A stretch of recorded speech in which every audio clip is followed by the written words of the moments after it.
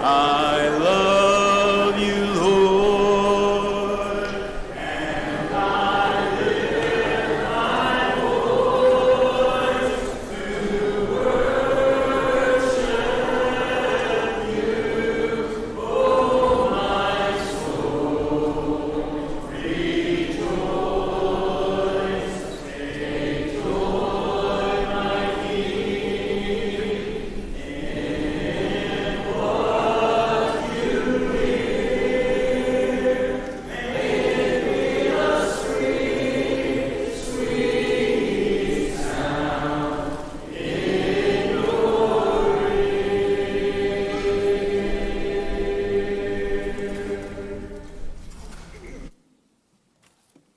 Good morning. We welcome you to Prattville Church of Christ, to our morning worship.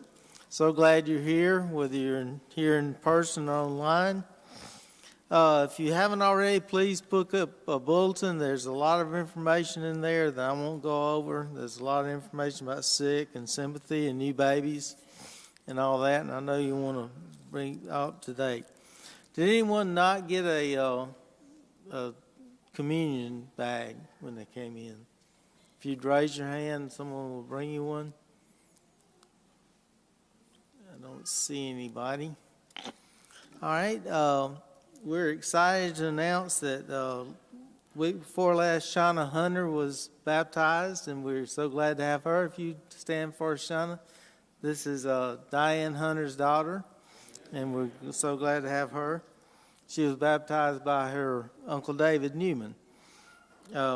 And then this past week, Andrew Kleckler, who's over this way, was baptized by John Mark. If you stand for some.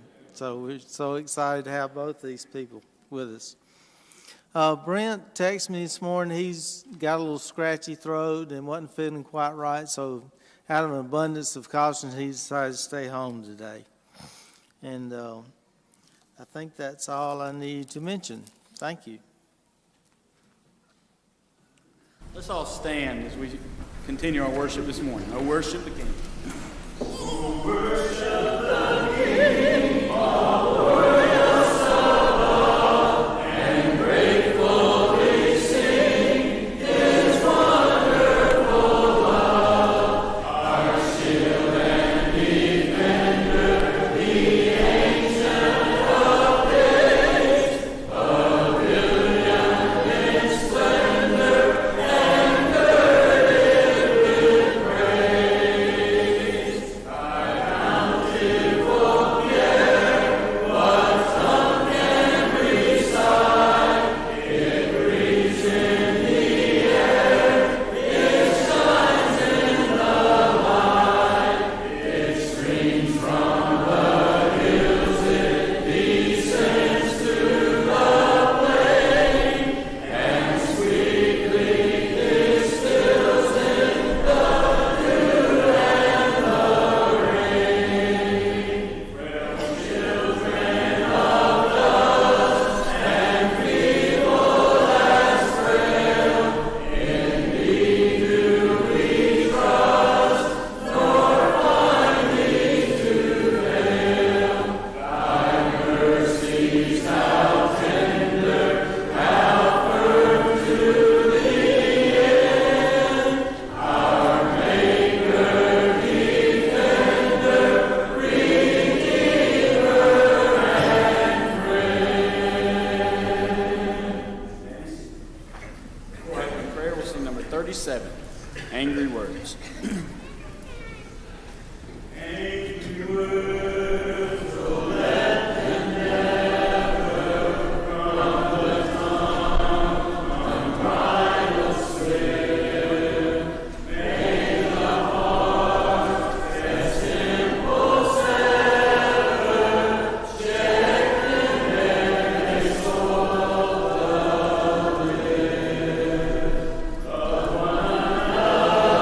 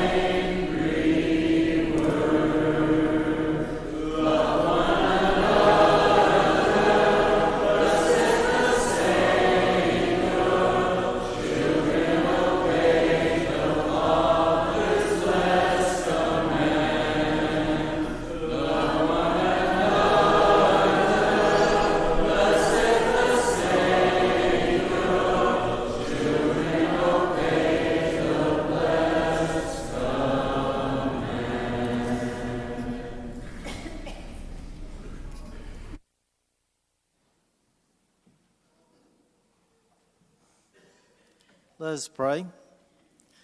Our Father, we're so thankful for this new brother and sister in Christ, and we pray your blessings on them and pray that we will be a support for them and encourage them as they encourage us.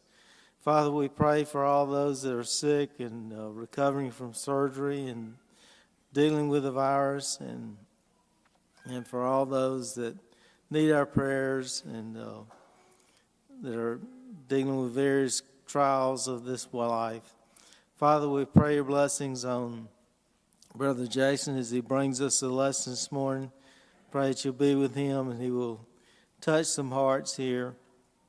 And Father, we thank you for John Mark, and we pray that you'll continue to be with him as he leads us in singing. In Jesus' name we pray. Amen. As we prepare our minds for the Lord's Supper this morning, let's sing In Christ Alone. In Christ alone, my hope is found. He is my life, my strength, my song. This cornerstone, this solid ground, firm with the fiercest drought and storm. But I so low, fortress of peace, when fears are still, when striving cease, my comforter, my all in all, here in the love of Christ I stand. In Christ alone, good on flesh, fullness of God in helpless faith, His gift of love and righteousness, scorned by the ones He came to save. Till on that cross, as Jesus died, the wrath of God was satisfied. For every sin on Him was laid. Here in the death of Christ I live.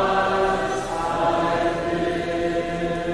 the ground His body lay, light of the world, my darkness slain. Then bursting forth in glorious day, up from the grave He rose again.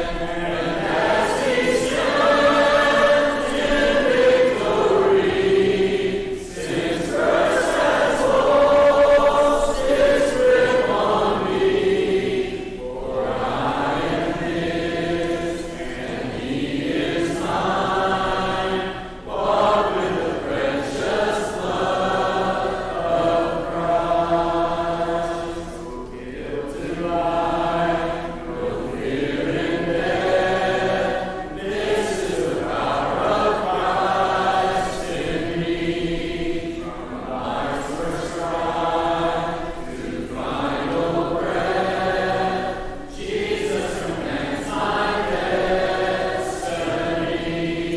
No power of hell, no scheme of man can ever pluck me from His hand till He returns or calls me home. Here in the power of Christ I'll stand.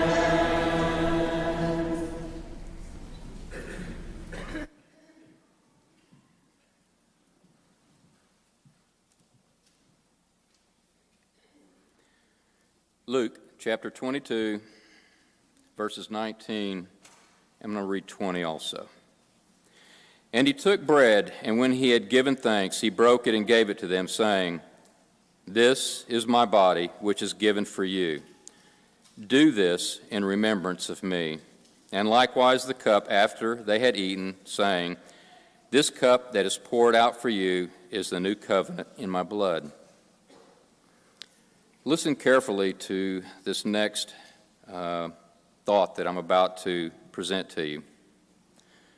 The story of Jesus is the only time where you have the hero dying for the villain. It's the only story that we have where the hero dies for the villain. And that's you and I. We're the wrongdoers. We are the sinners. And God knew that we needed a Savior. In that passage of Scripture that I just read, he's saying, remember me. Remember our Lord and Savior. Jesus gave his life for us, and all he asks is that we remember him. And you may say, or you may be thinking, well, we're supposed to obey and follow him also. But I'm here to tell you that as we partake of these emblems this morning, if you remember him in the way that you're supposed to, that you need to, you're going to do all those other things, the obedience, and you're going to be sharing the love with him and have that relationship with him and others. Remember his love for people, his mercy, his compassion, that he wept when others hurt. He forgave even when he was denied. The cross and the price that he paid.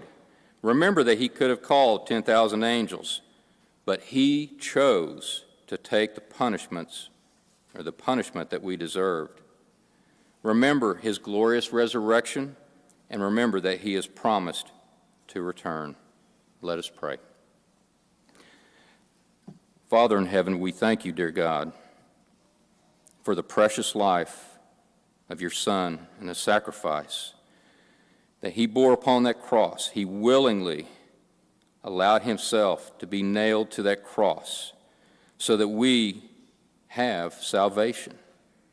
God, there has never been no greater gift or ever will be any greater gift than the precious life and the sacrifice that your Son gave. So, Father, help us to continue to remember him at this time as we partake of this bread, the bread which represents to us as Christians the body of Christ that was brutally and angrily nailed to that cross. And it's in your Son's name we pray. Amen.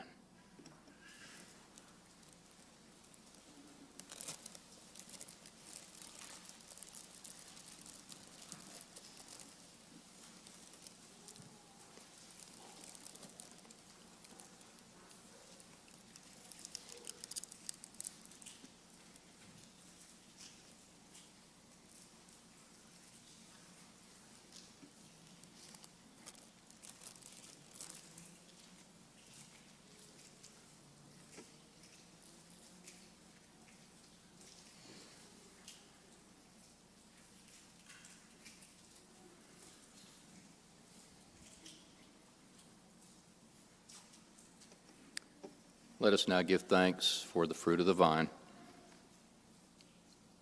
Holy Father, our God in heaven, our Lord and Savior, Jesus the Christ, thank you for dying on the cross for us. We are the ones that deserved the torture, the mocking, being denied, crown of thorns crushed upon his head, the whip across the back, shredding of the flesh, the nailing to the cross. We are the ones that deserved that kind of treatment, not our Lord and Savior. He was perfect. He lived his life without sin, showing us the Father's love and compassion and mercy. We remember our Savior, dear God, as we partake of this fruit of the vine that represents the precious blood of our Lord and Savior, our friend, that he gave freely, that poured from his body as he hung upon that cross, feeling all alone as the burden of all of our sins crushed him. God, thank you. We know that there was no other way but this way. And part of us hurts because of our sin that did it. But Father, we are so grateful and thankful that it did take place, because we know without it, there would be no chance for us to be with you in heaven. Thank you, God. Thank you for this emblem that we have. In your Son's name we pray. Amen.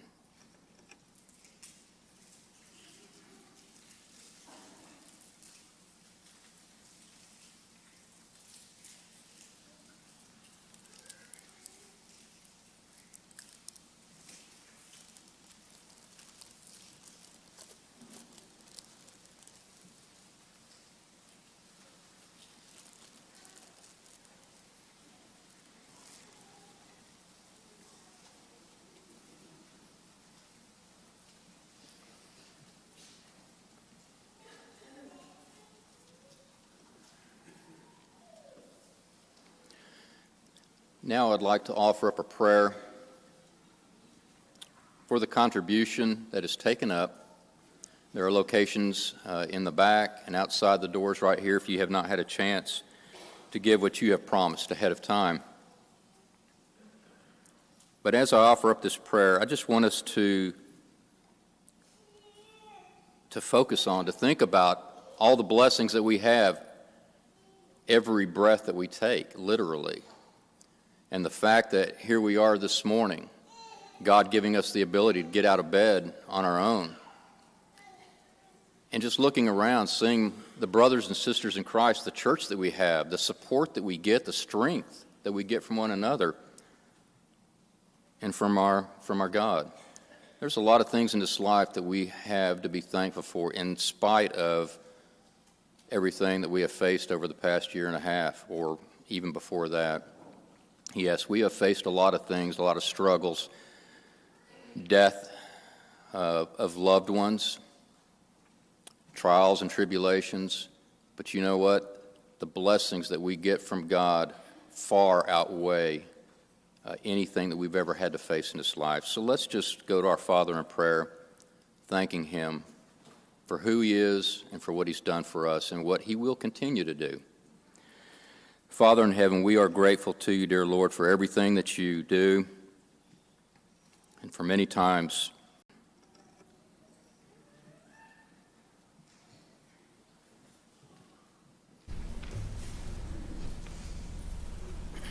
blue skies.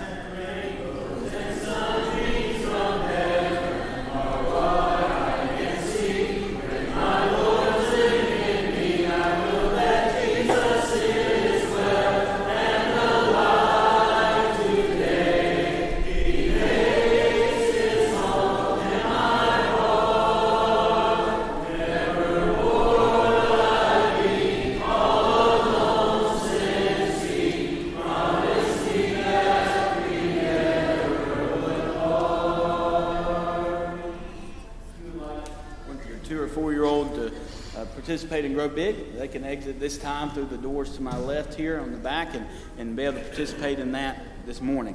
But as they do that, let's, if you want to mark in your books, number 380, Just As I Am will be our song of invitation. But if we'll stand, please, let's sing In Need before Jason brings us our lesson this morning.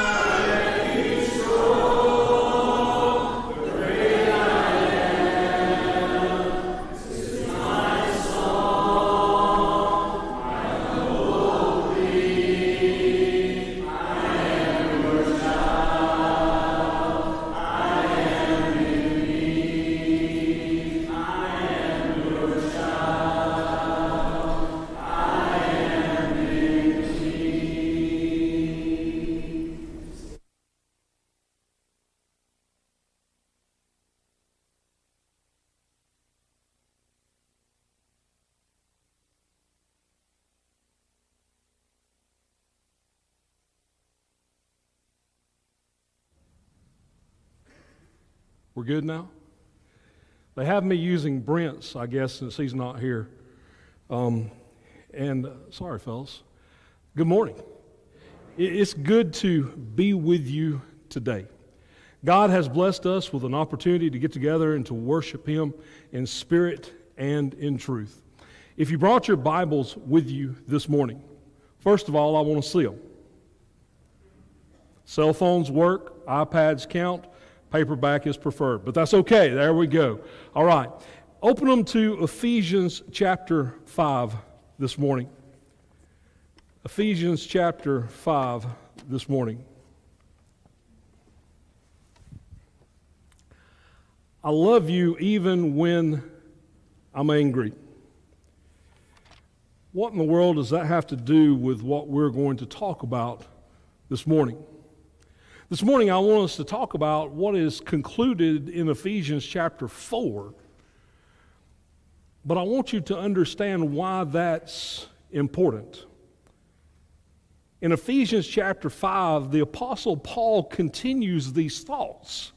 And here's what he says. He says, therefore, be imitators of God as dear children.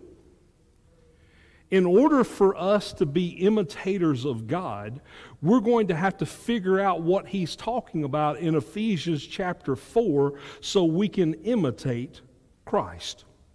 We have done a very poor job in the past of taking one verse and looking at that and not putting it in context of everything that's going on. This seems like a very simple thought here about imitating Christ. Imitation is not a new thing to us. Some of us in kindergarten sang a song, the Hokey Pokey.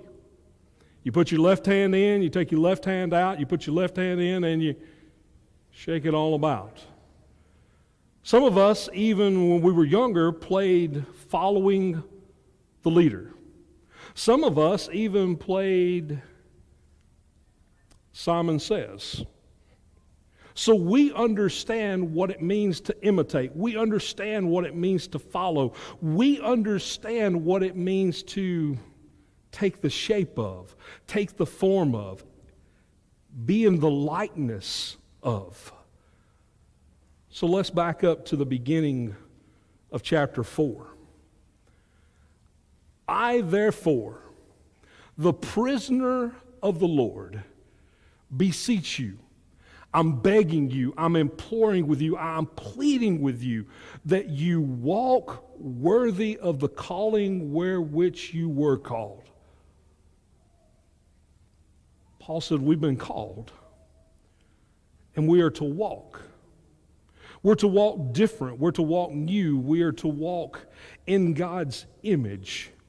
And here's how we do it. He says, with all lowliness and gentleness, with long-suffering, bearing with one another in love, endeavoring to keep the unity of the Spirit and the bond of peace. So Paul said, here are some of those characteristics. Here are some of those qualities. Here are some of those things that we need to possess. This lowliness, that humble spirit. That not pushing my agenda and not getting mad when my agenda is not met. Gentleness. Long-suffering.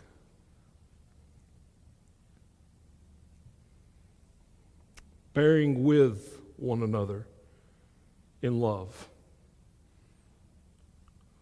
Paul said these are those attributes. These are those qualities. These are those things that set us apart. And then he says there is one body, one Spirit. Just as you are called in one hope of your calling, one Lord, one faith, one baptism, one God and Father of all, who is above all and through all and in you all. Paul said we're part of this one body. We're part of this makeup of a one believer set of people. Skip down to verse 17. This I say, therefore, and testify in the Lord that you should no longer walk as the rest of the Gentiles walk. Paul said there used to be a way that you acted. There used to be a direction that you went. There used to be a different set of standards that you lived by. There used to be a different set of rules that governed your life. He says, no longer walk in those ways. No longer walk in those steps. No longer walk in those traditions. No longer walk in those thoughts. He says, because that was the old way. That was the old man. That was the old path. Walking in the futility of their mind. Having their understanding being darkened, being alienated from the life of God because of the ignorance that is in them, because of the blindness of the heart, who being past feelings have given themselves over to lewdness, to work all uncleanliness and greediness. Paul said there's nothing about that old life that is appealing. There's nothing about that old life that should draw us, that should keep us, that should want us to stay right there. So the thought now becomes about the old man versus the new man. The man that I once was, the man that I used to be, the man in my former life, and the man that I am now. The man that I have become. The man that I have transformed into.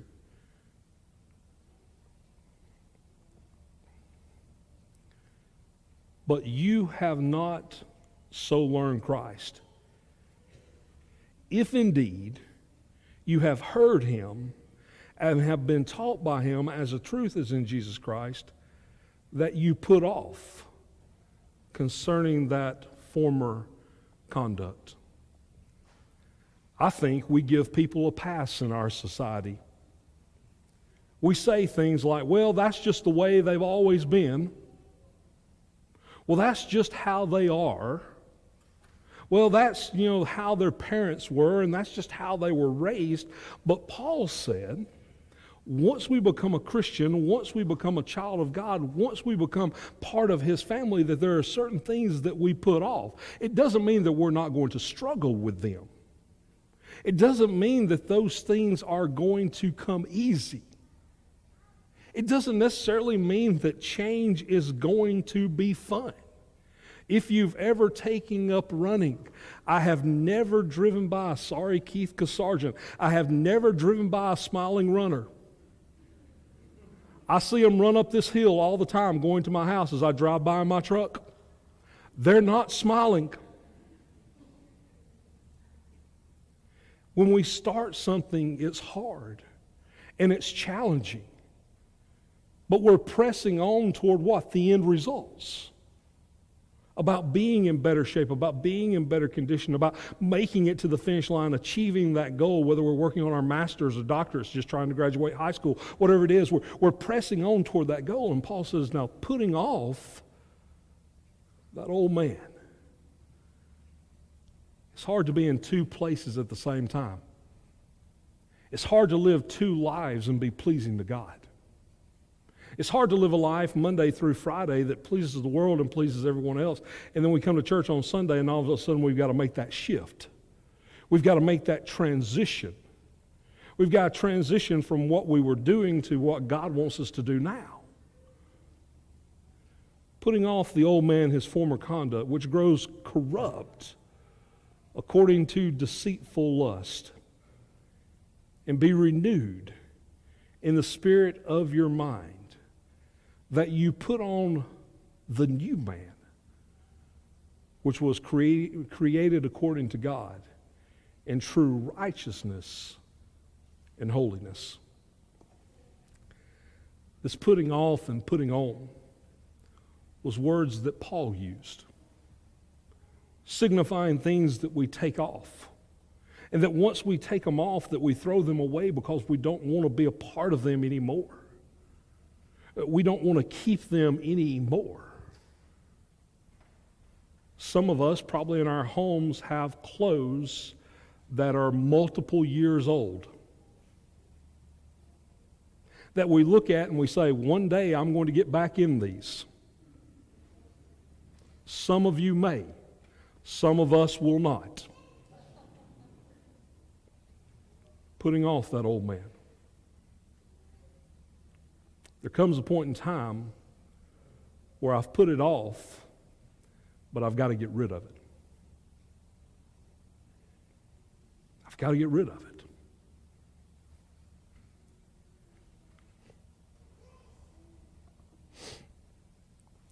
Therefore, put away all lying.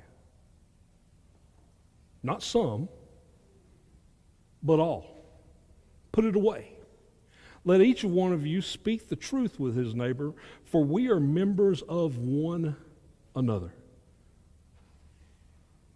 Paul said the first thing that we need to put away is lying. And whether it's, about the deer we killed or the dress that we got on sale that really wasn't on sale or whatever it is, or we're just telling something just to really make us look good and it's really just a lie. Paul said, put it away. Be angry and do not sin. I'm not sure I completely understand this verse. Because when it says, be angry and do not sin, anger is an emotion. I do not have a poker face. I cannot play poker. If you say something that hurts my feelings, you're going to see it. If you say something that makes me happy, you're going to see it. If you say something that makes me sad, you're going to see it. I'm one of those people, and for whatever reason, I can't hide things very well. Don't do a good job. But he says, be angry, and I think it means, how do I now respond to that anger? Once I've been hurt, once I've been offended, once I've been wronged, how do I respond to that? What is my comeback? What do I say? What is my retaliation? Retaliation makes who feel good? Makes me feel good. Because you wronged me, because you hurt me, and I want to inflict some kind of pain, some kind of punishment, some kind of torment on you. Paul says, be angry, but do not sin. We know people that use the tongue to cut. We know people that use the tongue to tear down. We know people that use the tongue to destroy. And some of us have even done that, been guilty. How do I respond when I am hurt? How do I respond when I am angry? Maybe we need to go for a walk before we have that conversation. Maybe we need to look at them and say, can you give me just 5 minutes before we carry on this conversation? And if somebody asks for 5 minutes, if somebody asks for a little time and you don't give it to them, shame on you. Shame on you. Because they were trying to control themselves and trying to get to the point where God wanted them to be, and you kept pressing the issue. I would say I think that's sinful, but I won't. Give them a little time. Then he says, do not let the sun go down upon your wrath. If you have problems, Paul says, work it out.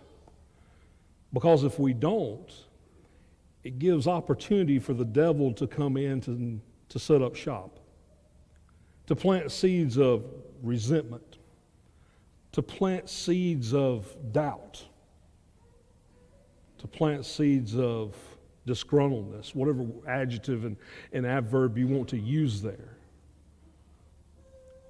Let him who stole steal no longer, but rather labor working with his hands what is good, that he may have something to give to him who has need.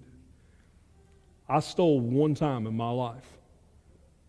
I'll apologize to my mom and dad for stealing. And it was when Hickory Farms used to have their little setups in the mall. Not the little cart in the middle, but they used to have a store. Some of you are old enough to remember that. Some of you don't have a clue. It's okay. And I stole a butterscotch piece of candy. I can tell you what color it was. And I apologized to my mom and dad. We drove 30 minutes back to Gadsden. My mom and dad both marched me in the mall and marched my little skinny legs, well, fat legs, back down to Hickory Farms. And I gave that woman back her piece of butterscotch with tears in my eyes and apologized. And I never stole nothing else.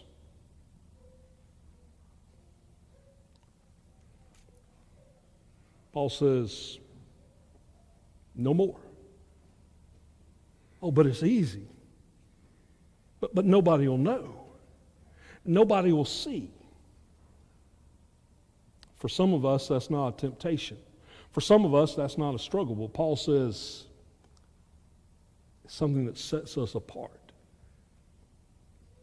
Let no corrupt word proceed out of your mouth. Some of us, when we were younger, received some great advice. If you can't say nothing good, don't say nothing at all.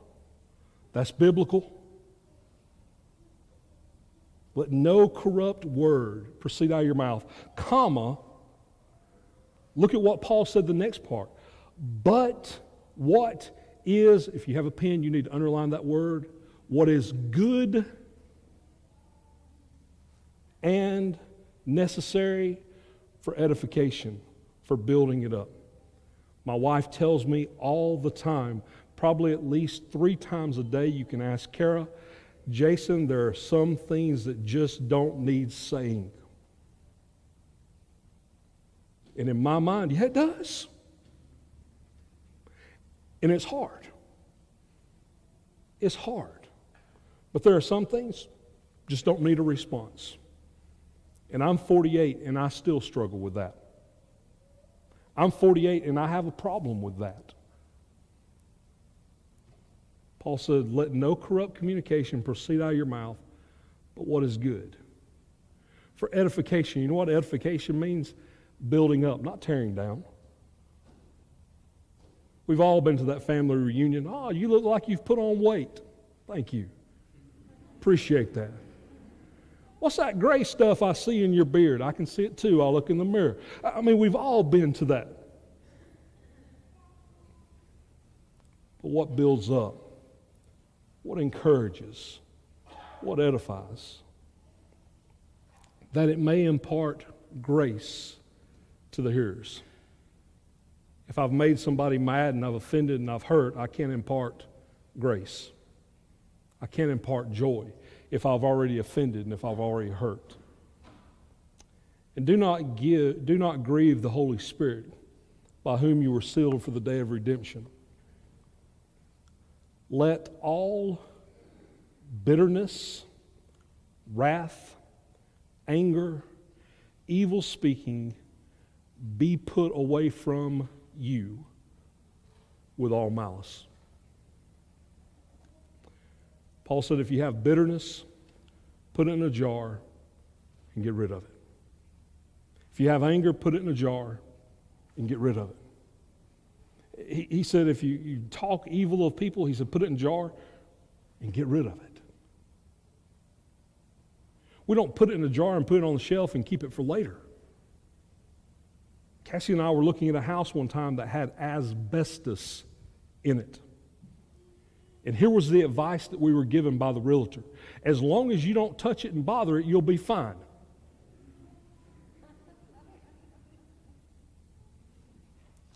It's like having a rattlesnake in the room and somebody saying, hey, as long as you don't go near it, you're not going to get bit. I'd prefer it not be in the room. Needless to say, we did not purchase that house. Do you understand what Paul's talking about here? We don't want the asbestos in the house because it's bad for us. It causes damage. It causes hurt. It causes harm. Paul said if we have these things are taking the place of the fruit of the Spirit, which is love, joy, peace, patience, kindness, goodness, faithfulness, gentleness, and self-control. These things are occupying space where the fruits of the Spirit cannot get in and set up shop, and then cannot be reflected in our lives. And then he says, and be kind to one another. Be kind. It's not an option. It's not a request. It's not a suggestion. It's a command. Being kind is the only way that we can imitate Christ, because Christ was kind. Be tenderhearted as Christ was tenderhearted. As he saw people that were in need of a Savior, as he saw people that were in need of salvation, as he saw people that were in need of a relationship with him, and he looked at them as a shepherd wanting a relationship with his sheep. Tenderhearted, forgiving one another. That one's hard. That one's tough. On paper, it seems really easy. Oh, just forgive them. Just move on. But every time we see them, we hear those words. Every time we hear that voice, we remember that conversation. Every time we hear them, we remember that day and that event and what was taking place and what happened. Forgiving. And somehow, I've got to get to the point in time in my life, if my Savior could hang on the cross and pray, Lord, forgive them, I've got to work to that point in my life. If Stephen, who was being stoned, could have love in his heart for the people that were stoning him, somehow I've got to get to that point in my life where I can do the same. And that's hard. And that's challenging. Be imitators of Christ. So, in essence, that statement is easy, but there's a whole lot more to it than just imitating Christ. In order to imitate Christ, there are certain things that have to go. The old man has to be crucified. The old man has to be done away with. That old way of life, that old walk, that old talk, the way I conducted myself has to go. And just think, if we truly had this attitude of kindness, if we truly had this attitude of being tenderhearted, if we truly had this attitude of forgiveness, what a different world we would live in. What a different world we would live in. If it was just these three things, if we were just kind and compassionate and tenderhearted, forgiving, if that's what we were, what a different world we would live in. I wonder how different our families would look. Did you know that there are families that have not spoken to each other in years because of something trivial that happened? Because somebody forgot somebody's anniversary, because somebody forgot to check the mailbox and didn't think they got an invitation to the family reunion, because sister wanted to have Thanksgiving at her house and brother wanted to have it at his. How different would our families be if we were kind, compassionate, tenderhearted, and forgiving? There wouldn't be a wife slamming down a cold TV dinner in front of her husband. There wouldn't be a husband that said something that he can't ever take back. There'd be a whole lot less hurt feelings between parents and children.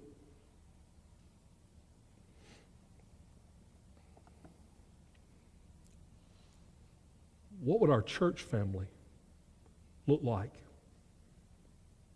if we were more kind, compassionate, tender-hearted, and forgiving?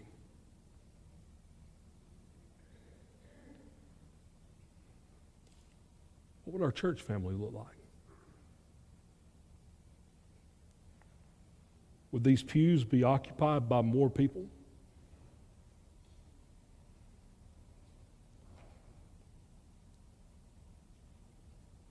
Would there be more people that would be teaching Sunday school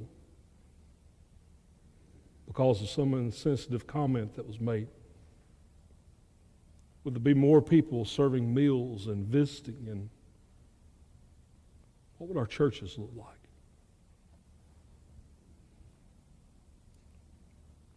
What would it look like to visitors if all they saw when they come in was kindness and compassion, tenderheartedness, and forgiveness?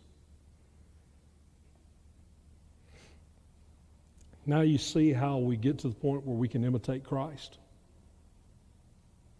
If our life has kindness, if our life has compassion, if we are tenderhearted, and if we are forgiving. Because one day we're going to stand before God. And one day I am going to give an account for my life. No one else's, just mine. And I will stand before God, and He will declare, well done, or depart.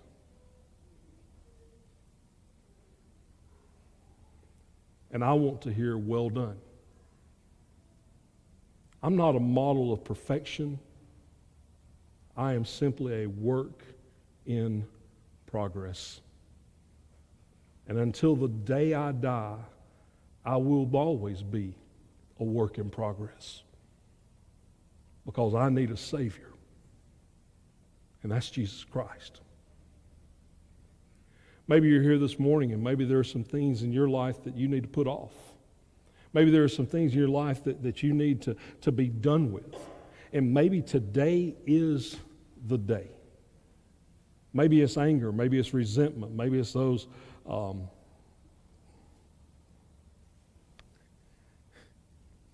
challenging issues that you're facing.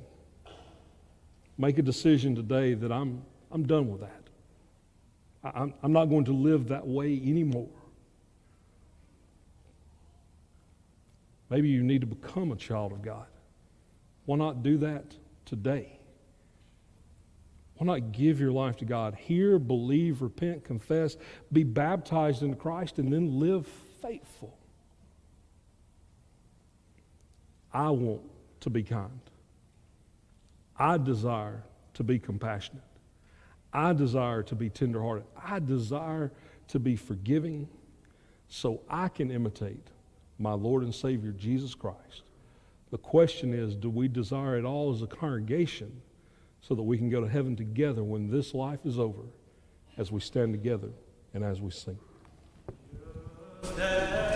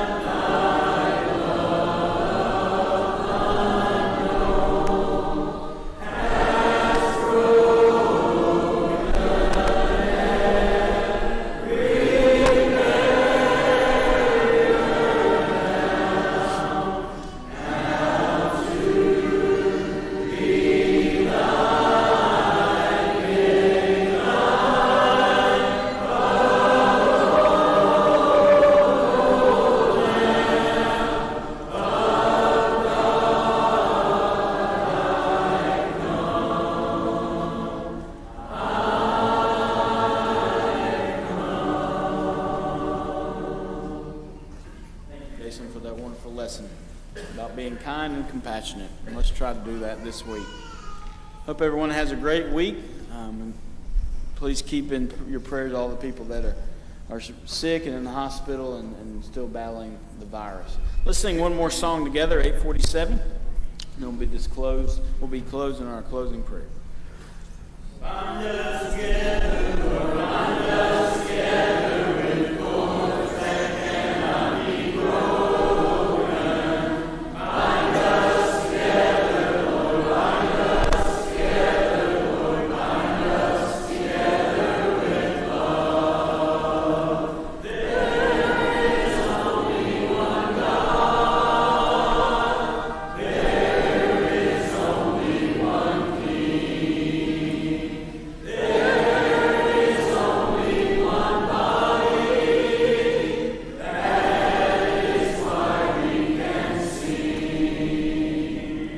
Bind us together, Lord, bind us together with cords that cannot be broken. Bind us together, Lord, bind us together, Lord, bind us together with love.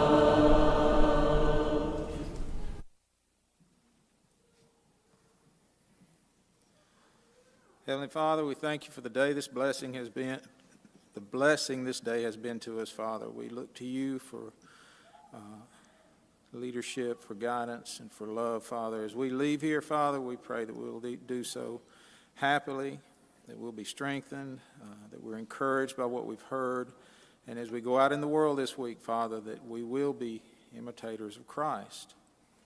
We pray for the opportunities that you'll bring to us, Father. We pray that we'll be successful when we're right, Father, and defeated when we're wrong. Forgive us of our sins. Bless us all. In Christ's name, amen.